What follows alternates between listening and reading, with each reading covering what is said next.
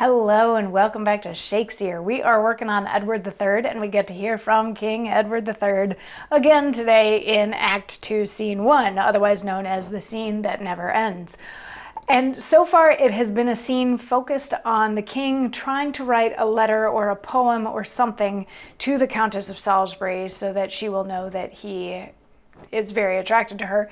And he enlisted the help of Warwick, who didn't quite measure up to the king's expectations. So just as the king was about to write the letter himself, the Countess came in, and the king got rid of Warwick and then started talking to the Countess. And she was like, "Why are you so sad?" And he's like, "Well, you know, you're the only one that can fix my sadness. What I really want is you. I want you to love me, and then I won't be sad anymore." And in yesterday's monologue, she responded to that by saying, "You're married and I'm married. So you shouldn't be able to give me the love that you are saying that you want to give me. And it's really inappropriate for you to ask me to love you in the way that I'm supposed to love my husband." And she's like, it's those rules that I have to walk away from, because the bonds of marriage are even more sacred than the office of a king. So she's like, I need to walk away from the temptation of breaking those rules. I'm not walking away from you.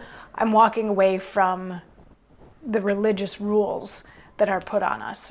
So she leaves, and King Edward has a moment to himself. And he says, "Whether is her beauty by her words divine, or are her words sweet chaplains to her beauty? Like as the wind doth beautify a sail, and as a sail becomes the unseen wind, so do her words, her beauties, beauty words. Oh, that I were a honey-gathering bee, to bear the comb of virtue from his flower, and not a poison-sucking envious spider, to turn the vice I take to deadly venom.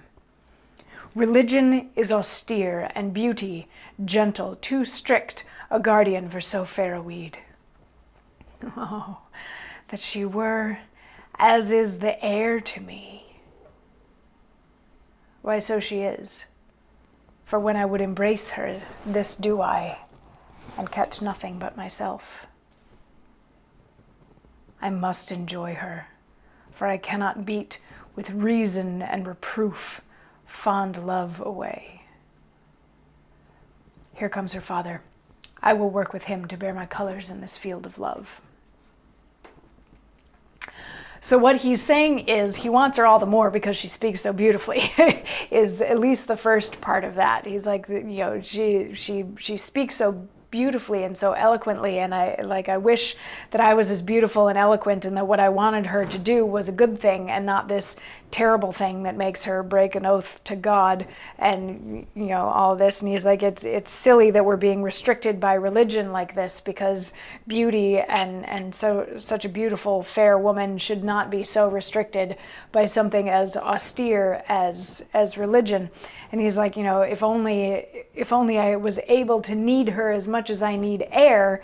And then he remarks that she is sort of like air, because when he tries to catch her, he can really only catch and embrace himself. But then he decides by the end of this speech that, like, yeah, he's going to have her sort of regardless, because he can't logic himself out of being attracted to her. But then Warwick enters, and Warwick happens to be the Countess of Salisbury's father. So he's like, ha, I'm going to work with Warwick. So Warwick comes in, and he's like, you know, "Why do you look so sad, my king?" And Edward is like, you know, you shouldn't be asking me that. And if you knew how to fix what was going on, like, that would require you breaking oaths, and what oaths are you willing to break in order to make me happy?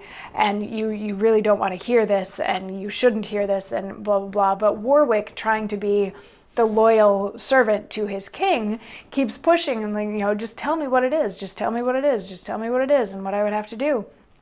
And Edward is finally like, okay, if you want to make me happy, you have to go to your daughter and make her love me. You need to go to your daughter and make her break her vow of marriage, break her oath of marriage, so that she can be with me instead.